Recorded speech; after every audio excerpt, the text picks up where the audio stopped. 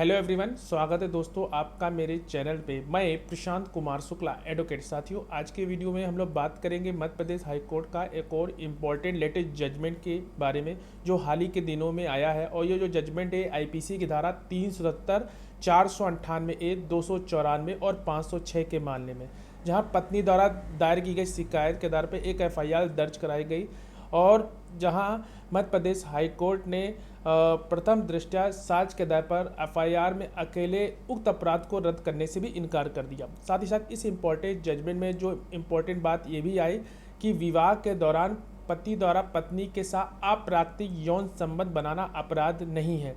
ये भी एक इम्पॉर्टेंट बात निकल के आई इस इम्पोर्टेंट जजमेंट में। तो वीडियो शुरू करने से पहले अगर आप मेरे चैनल में पहली बार है, चैनल को जरूर सब्सक्राइब करिए, लाइक करिए, शेयर करिए, कमेंट करना तो मत भूलिएगा। अगर किसी केस से रिलेटेड कोई भी क्वेरी हो तो कॉल पे भी अपना अपॉइंटमेंट बुक करा सकते हैं, उसका नंबर डिस्क्रिप्शन बॉक्स में दिया है। मध्य प्रदेश हाई कोर्ट में हाल ही में कहा कि जब पति विवाह के दौरान अपनी पत्नी के साथ अप्राकृतिक यौन संबंध बनाता है तो सहमति अप्रासंगिक हो जाती है और यह भारतीय दंड संहिता यानी कि आईपीसी की जो धारा है 375 के तहत बलात्कार के दायरे में नहीं आता है।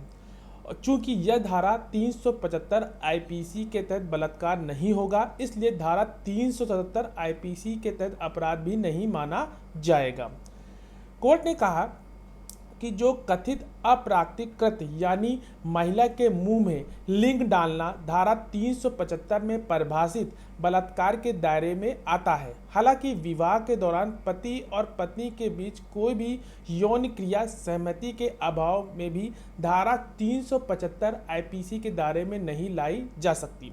अदालत ने आगे और क्या कहा, आइए वो जानते हैं। अदालत ने आगे ये कहा कि जो इस मामले में जो प्रतिवादी नंबर जो 2 है, यानी कि पत्नी अपने पति के साथ उनके विवाह के दौरान रह रही थी और आईपीसी की धारा 375 के तहत बलात्कार की संशोधित परिभाषा के अनुसार जिसमें महिला के मुंह में लिंग डालना बलात्कार की परिभाषा में शामिल किया गया और पति द्वारा अपनी पत्नी के साथ कोई भी यौन संबंध या कृत्य जो 15 वर्ष की कम आयु की ना हो वह बलात्कार नहीं है, इसलिए सहमति महत्वहीन है।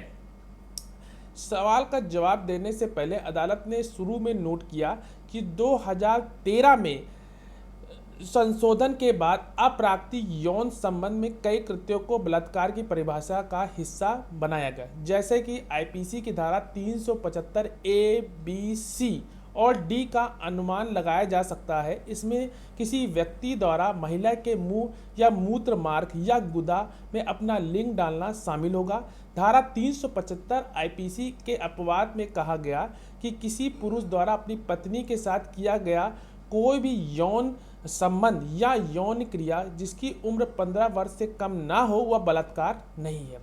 वैवाहिक बलात्कार को अभी तक कानून द्वारा मान्यता नहीं दी गई, इसलिए वह अपराध जो सामान्य रूप से धारा 377 आईपीसी का गठन करता है, यदि यह पति और उसकी पत्नी के बीच हुआ है तो उस धारा में 375 आईपीसी के तहत बलात्कार के अपराध के बराबर नहीं माना जा सकता।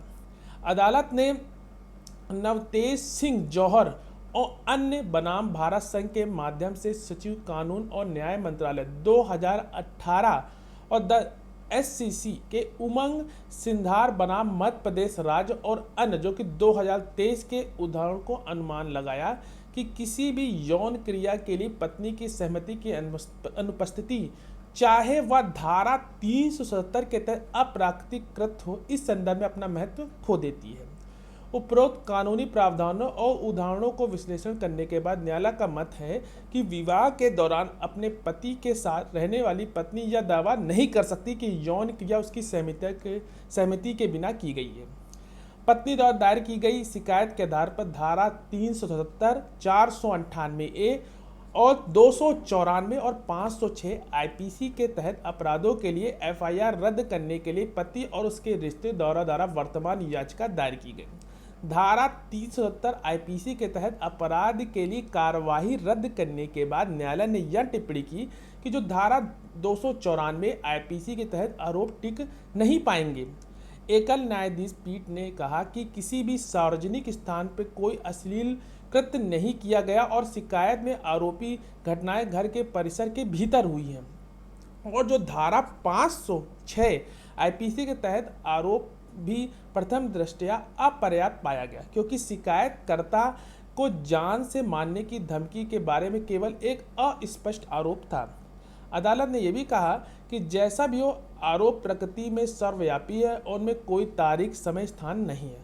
और प्रतिवादी नंबर 2 ने यह भी नहीं कहा कि वह उक्त धमकी से भयभीत थी, इसलिए आईपीसी की धारा 506 के तहत अपराध भी नहीं बनता है। और धारा 498 ए आईपीसी के तहत आरोप के संबंध में अदालत ने कहा कि आप एफआईआर में लगाए गए जो आरोप हैं वो धारा 161 सीआरपीसी के तहत गवाहों के बयान और धारा 164 सीआरपीसी के तहत शिकायतकर्ता के बयान विशिष्ट हैं और दस्तावेजी साक्ष्य और विधिवत समर्थित, इसलिए अदालत ने प्रथम दृष्टया साक्ष्य के आधार पर एफआईआर में अकेले उक्त अपराध को रद्द करने से भी इनकार किया।